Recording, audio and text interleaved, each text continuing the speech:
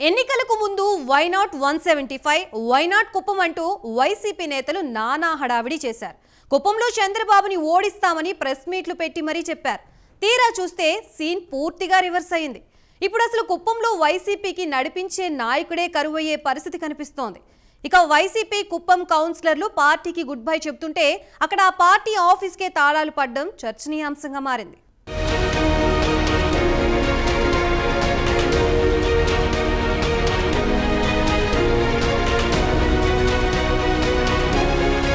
కుప్పంలోనూ YCP అభ్యర్థి విజయం సాధించబోతున్నారంటూ press మీట్లు పెట్టి మరీ వైసీపీ నేతలు ఢంకా బజాయించారు. చంద్రబాబు ఓడిపోతున్నారు, కుప్పంలో తెలుగుదేశం దుకాణం బంద్ కావడం ఖాయమని వైసీపీ అధినేత జగన్మోహన్ రెడ్డి బహిరంగ సభల్లో పదే పదే చెప్పారు.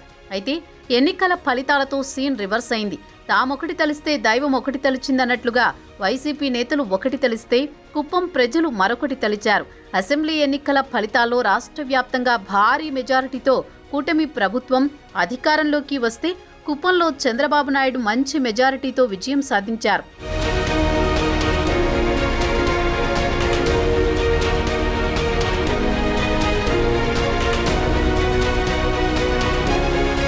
ఇక్కడ సీన్ కట్ చేస్తే ఇప్పుడు కుప్పం నియోజకవర్గ వైసీపీ ఆఫీస్ బంద్ అయింది. పార్టీ ఓటమి పాలవడంతో అక్కడ పార్టీ ఆఫీస్కు ప్యాకప్ చెప్పారు. దాంతో ఆ భవనంలో త్వరలో హోటల్ ఏర్పాటు కానుంది.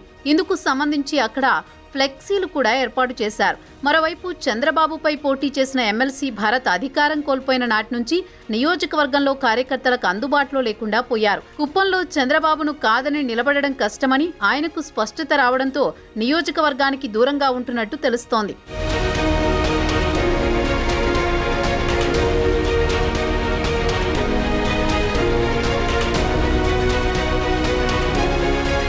గతంలో వైసీపీ నేతల ఒత్తిడితో తెలుగుదేశం పార్టీకి వ్యతిరేకంగా మాట్లాడిన నేతలంతా ఇప్పుడు తమ తప్పును తెలుసుకుని పసుపు కండువా కప్పుకునేందుకు సిద్ధమవుతున్నారు. తాజాగా ఎమ్మెల్సీ కంచర్ల శ్రీకాంత్ ఆధ్వర్యంలో చంద్రబాబు సమక్షంలో కుప్పం వైసీపీ నేతలు తెలుగుదేశం తీర్థం పుచ్చుకున్నారు. కుప్పం మున్సిపాలిటీకి చెందిన 5 కౌన్సిలర్లు, 15 మంది ఎంపీటీసీలు వైసీపీని వీడి సైకిల్ ఎక్కేశారు. సీఎం చంద్రబాబుతోనే నియోజకవర్గంలో అభివృద్ధి సాధ్యమవుతుందని వారు చెబుతున్నారు.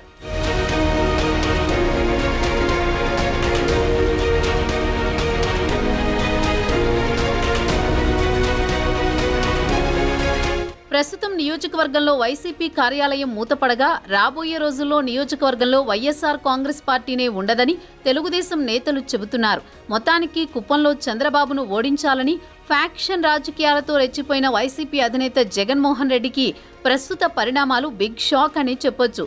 రాబోయే కాలంలో వైఎస్ జగన్ కుప్పం నియోజకవర్గానికి రావాలంటే వైసీపీ కార్యకర్తలు ఉండని పరిస్థితి కుప్పంలో ఏర్పడడం ఖాయంగా కనిపిస్తోంది.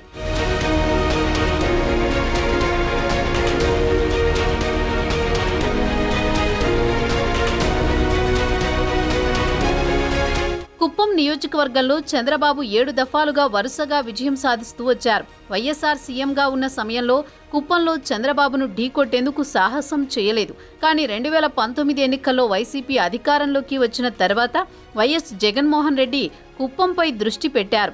చంద్రబాబును 2024 ఎన్నికల్లో ఓడించే బాధ్యతను మాజీ మంత్రి పెద్దిరెడ్డి రామచంద్రారెడ్డికి అప్పగించారు. దాంతో పెద్దిరెడ్డి నియోజకవర్గంలో ఫ్యాక్షన్ రాజకీయాలకు తెరలేపారన్న ఆరోపణలు వినిపించాయి. పెద్దిరెడ్డి మంత్రిగా ఉన్న సమయంలో జరిగిన మైనింగ్ అవకతవకలపై విచారణ జరుగుతుందని ఎమ్మెల్సీ శ్రీకాంత్ చెబుతున్నారు.